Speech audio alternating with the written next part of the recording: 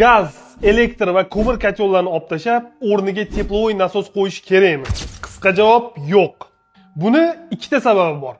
Birinchisi, teplovoy nasos tashqarida havo harorati -7 gradusdan tushib ketganda ekonom qilishi kamayib, elektr kotelga o'xshab elektrni birga bir rasxod qilishgacha boradi.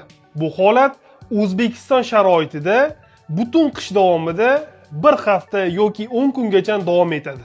Ikkinchisi, gaz bor uylarda teplovoy nasos bilan isitish hozirgi limitlar bilan hisoblaganda ham gazga nisbatan 2-3 barobar qimmatroqga tushadi.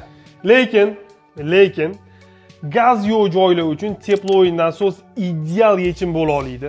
Faqat yilda bir hafta 10 kun davom etadigan qattiq sovuq uchun qo'shimcha isitish manbai qilib qo'yish talab etiladi.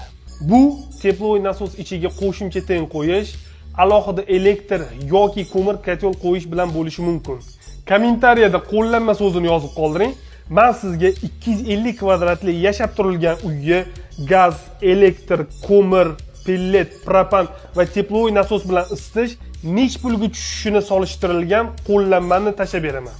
Videoni teplovoy nasos qo'yish kerakmi yoki yo'q deb ikkilanib yurgan tanishlarga yuborib qo'ying.